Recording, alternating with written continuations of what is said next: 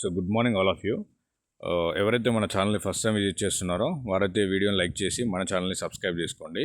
So మీకు ఎటువంటి latest current affairs అయినా, జాబ్ నోటిఫికేషన్స్ అయినా, ఎడ్యుకేషన్ అప్డేట్స్ అయినా మన ఛానల్ ద్వారా అయితే మీకు అందుతుంది. సో ఈరోజు మనం చూసినట్టయితే ఎవరైతే యూపీఎస్సీకి సంబంధించిన పరీక్షల్లో విఫలమైనటువంటి ప్రతిభావంతులు ఉంటారో వారికైతే ప్రభుత్వం ఒక మంచి అవకాశం అయితే కల్పించడం జరిగింది.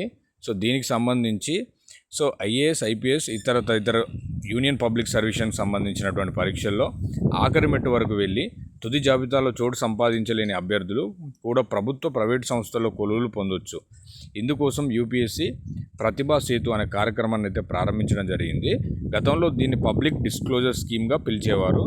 కమిషన్ పరీక్షల్లో అన్ని దశలు దాటుకొని చివరి వరకు ఎవరైతే వెళ్ళి ఇంటర్వ్యూలో ఫెయిల్ అయిపోయి ఉంటారో వారికైతే ఇది ఒక మంచి ఆపర్చునిటీ అని చెప్పుకోవచ్చు. దీన్ని అంతకుముందు వీళ్ళు పబ్లిక్ డిస్క్లోజర్ స్కీమ్ అని చెప్పి సైట్లో అయితే ఉంచడం జరిగింది. ఇప్పుడు వీరు ఏం చేస్తున్నారంటే ప్రతిభా సేతు అని చెప్పి లాంచ్ చేసి ప్రభుత్వ మరియు ప్రైవేట్ సంస్థలకు మన బయోడేటాను అయితే వాళ్ళైతే ఇవ్వడం జరుగుతుంది.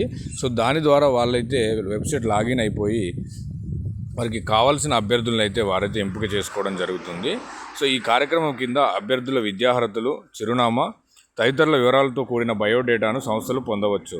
ఇందులో యూపీఎస్సీ పరీక్షల్లో అన్ని దశలను దాటి తుది జాబితాలో చేరని విద్యార్థులకు సుముఖంగా ఉన్న 10,000 మందికి పైగా విద్యార్థుల బయోడేటా అయితే ఇందులో ఉంటుంది.